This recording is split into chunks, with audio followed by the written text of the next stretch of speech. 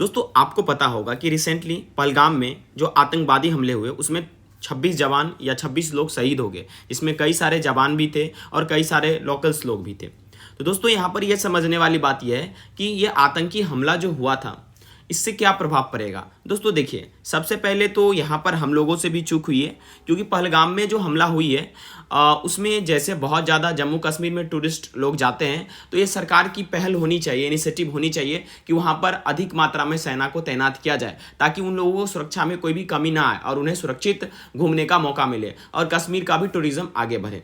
दोस्तों अब यहाँ पर समझ में ये नहीं आ रहा है हमको बातें कि अब भारत क्या क्या एक्शन लेने वाला है, क्योंकि ट्विटर हैंडल पर जब आप देखेंगे तो वहाँ पर ये समझ आएगा कि पाकिस्तान का सीधा कहना है कि अगर भारत लंबे समय तक इंडस वाटर ट्रीटी को अगर रोकता है और वो किसी भी समझौता को तोड़ता है तो उससे हम लोग वार के लिए तैयार हैं, भारत को लड़ाई हमसे करना पड़ेगा। तो दोस्तों इंडिया को इसके प्रति रिटालिएशन बहुत ही केयरफुली देना पड़ेगा। तो समझते हैं दोस्तों, तो यहाँ पर यह समझना पड़ेगा कि इंडिया, आपको पता है कि हाई कमीशन इस्लामाबाद का जो नोटिस जारी कर दिया, उसको कहा कि भाई तुम यहाँ से जाओ। उसके बाद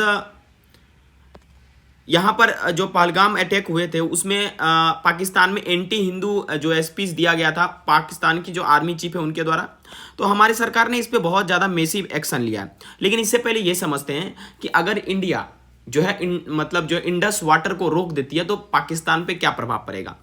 दोस्तों आपको पता है इंडस वाटर ट्रीटी हुआ था, जिसमें दोस्तों विश्व बैंक के समक्ष इन दोनों देशों के बीच में एक समझौता हुआ था कि 80% पानी जो है पाकिस्तान यूज करेगा और 20% पानी जो है भारत सिंचाई वगैरह में यूज करेगा।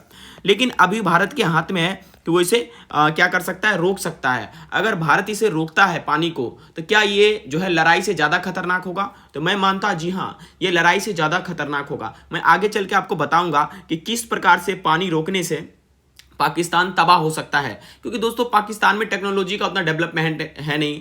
पाकिस्तान में दोस्तों मैक्सिमम लोग कृषि पर निर्धारित हैं। हम सारे चीज़ को समझेंगे और इस समझने के संदर्भ में हम लोगों ने चैट जीपीटी से भी पूछा है कि भाई क्या होगा अगर पाकिस्तान का पानी रोका जाए। तो चलिए समझते हैं आगे चल के। तो सबसे पहले मोदी जी का ये बात समझते, जब बिहार में आए थे तो उन्होंने ये बताया कि चाहे देश के किसी भी कोना में हो आतंकवादी छुपे हो, हम उसे आइडेंटिफाई करेंगे और उसे मारेंगे। क्या जो मोदी जी ये बात बोल रहे हैं ये क्या सच होगा या कुछ बातें और है? कई बार तो दोस्तों मैंने कई सारे वीडियो में ये भी देखा कि एक आर्मी जवान जो थे वो ये बता रहे थे कि इसमें कुछ ना कुछ इंटरनल मामला है और कुछ ऐसी बातें हैं, क्योंकि जैसे नरेंद्र मोदी जी का अपना दौरा कैंसिल करना, ये सब बातें हैं। तो सारा डिस्कशन हम लोग करेंगे। तो यहाँ देखिए, India will track, identify and punish every terrorist, India will pursue them to the ends of the earth. इसका अर्थ यही हुआ। देखिए अब ये समझते हैं, आपको मैंने बताया था कि जो भारत में जो इंडस वाटर ट्रीटी हुआ था उसमें सिंधु, आपको पता है एक नदी है जिसका बंटवारा 2 देश में हुआ था, जिसमें 80% पानी पाकिस्तान का होगा और 20% पानी भारत के पास होगा। समझौता के अनुसार भारत की 3 पूर्वी नदियों ब्यास, रावी और सतलज का पूरा नियंत्रण मिला और वहीं पाकिस्तान को 3 पश्चिमी नदी सिंधु, चेनाब और झेलम का अधिकार दिया गया। अगर भारत सतलज का पानी रोकता है, इसके साथ साथ भारत के पास 3 नदियों का और पूर्वी नदियों का पहुंच है। वो 3 पूर्वी नदियां दोस्तों कौन कौन है आपको जैसा कि पता होगा। इसमें मैं अगर बात करूं तो इसमें से 3 पूर्वी नदियां, 1 मिनट दोस्तों, देखिए ये बहुत इंपॉर्टेंट बातें हो जाती है इसमें दोस्तों। 3 पूर्वी नदियां जो है ध्यान से समझिएगा, इसमें आपका ब्यास, रावी और सतलज, इसका पूरा नियंत्रण भारत के पास है, जबकि 3 पश्चिमी नदियां, ठीक है, जो कि सिंधु है, चेनाब है और झेलम है, इसका अधिकार पाकिस्तान को दिया गया। लेकिन सबसे बड़ी बात ये कि सारी नदियां भारत से बहकर जाती है, तो आराम से इंडिया इसे डैम बनाया है तो उसे रोक सकता है। लेकिन अगर भारत रोकता है तो पाकिस्तान पे क्या प्रभाव पड़ेगा ये भी समझते हैं। देखिए अब थोड़ा सा पाकिस्तान का चर्चा कर लेते हैं। देखिए जिस प्रकार से भारत एक कृषि प्रधान देश है, लगभग मुझे जहाँ तक याद है 55% भारत का कृषि पर है। तो अगर भारत में पानी नहीं मिलेगा तो भारत का बहुत बड़ा दोस्तों तबाही आ सकता है, भूखमरी भारत में पैदा हो सकता है। उसी तरह से पाकिस्तान एक एग्रीकल्चरल कंट्री है ना, और इसका एग्रीकल्चर बैकबोन माना जाता है पाकिस्तान की इकोनॉमी का। और आपको पता है अभी पाकिस्तान का इकोनॉमी बहुत ही खराब है, बहुत ही ज़्यादा खराब है, सभी से पैसा मांगने फिरते हैं, ठीक है। तो उस स्थिति में अगर भारत पानी लंबे समय तक रोकता है तो पाकिस्तान का बैकबोन निश्चित रूप से टूटेगा, क्योंकि अगर एग्रीकल्चर डिस्ट्रॉय हुआ तो पाकिस्तान का इकोनॉमी बहुत तेजी से गिरेगा। इकोनॉमी गिरने के वजह से क्या होगा कि वहाँ के लोगों को जो अपॉर्चुनिटी नहीं मिलेगी, जॉब्स उनका चले जाएगा और वहाँ पर भुखमरी पैदा हो जाएगा, ठीक है। अब दोस्तों पाकिस्तान का जो नेचुरल सोर्स है वो तो एक अर्बन लैंड है। अर्बन लैंड का मतलब जो कृषि करने योग्य जमीन है और पानी है, ये दो ही चीज़ तो इनका है। और एग्रीकल्चर जो है इसके जीडीपी में लगभग 18.9% कंट्रीब्यूशन करता है और एम्प्लॉय करता है 42.3% लेबर फोर्स। यानी आप ये सीधा सोचिए कि क्या होगा अगर ये पानी पूरा खत्म होगा। पूरा पानी अगर खत्म होता है तो लगभग आप समझिए कि वहाँ पर जो जितने भी 42% लेबर फोर्स जो है वो बेरोजगार होंगे, और बेरोजगार होने के वजह से उन्हें कोई नौकरी नहीं मिलेगी, कोई चीज़ काम नहीं मिलेगा, वो माइग्रेट नहीं कर पाएंगे, क्योंकि पाकिस्तान का इमेज इतना खराब है कि किसी भी जगह पर जाकर वहाँ के लोग जो है नौकरी नहीं कर सकते, दूसरा देश उसको अलाउ भी नहीं करेगा। तो इस स्थिति में पाकिस्तान तबाह हो सकता है, इसमें कहीं से कोई दिक्कत नहीं है। तो आप दोस्तों आगे समझिए, कुछ और विशेष बातें मैं आपको समझाने की कोशिश कर रहा हूँ।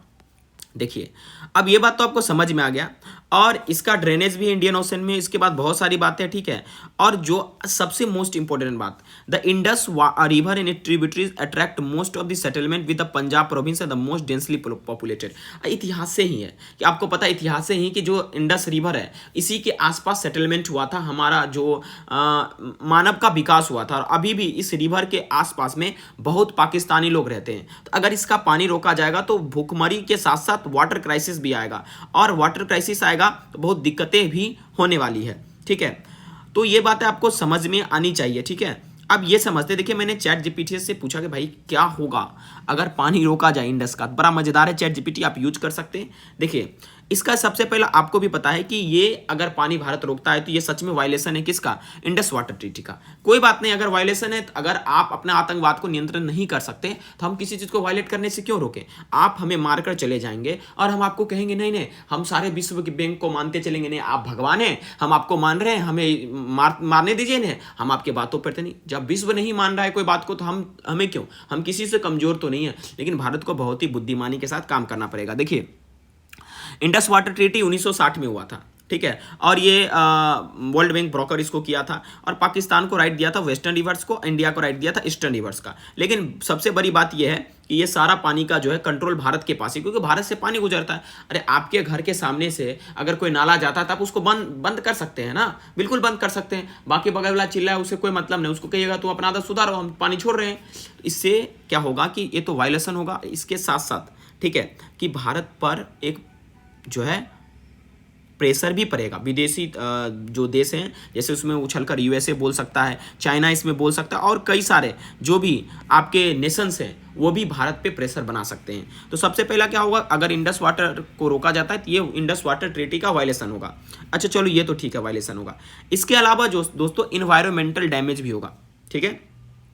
देखिए क्या होगा कि रिवर फ्लो रुकेगा, जिसके वजह से इको सिस्टम में डिग्रेडेशन आएगा। ये अब हम और भारत और पाकिस्तान हटके अगर चर्चा करें तो ये सच बात है कि क्या होगा कि इन्वायरमेंटल डैमेज हो जाएगा, राइट।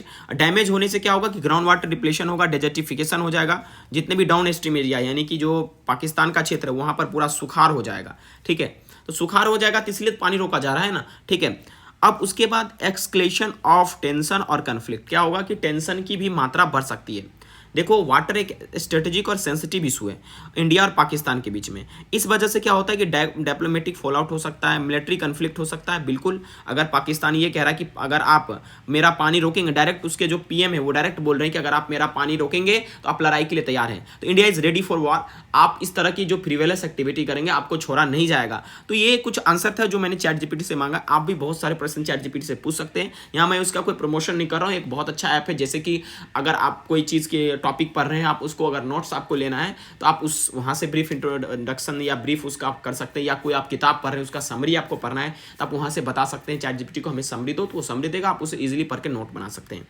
तो दोस्तों हम ये कुछ देखें अगर ऐसा चीज़ होता है, लेकिन इंडिया को ये एक बहुत अच्छा तरीका है, अगर पानी रोकता है तो उन्हें सबक जरूर सिखाना चाहिए, क्योंकि ये बहुत ही निंदनीय घटना है। इस तरह की घटना को अंजाम नहीं देना चाहिए, ठीक है। और भारत को बिल्कुल इस बार बहुत ही स्ट्रिंजेंट एक्शन लेना चाहिए, ठीक है। तो दोस्तों आपको ये वीडियो कैसा लगा और आप क्या सुझाव देना चाहिए चाहते हैं भारत को, और क्या क्या करना चाहिए, या इसके पीछे कुछ जो आतंकवादी हमला हुआ इंटरनल काउज है, ये सारा चीज़ अभी धीरे धीरे निकल के आ रहा है, तो आपका क्या मत है आप जरूर बताइएगा।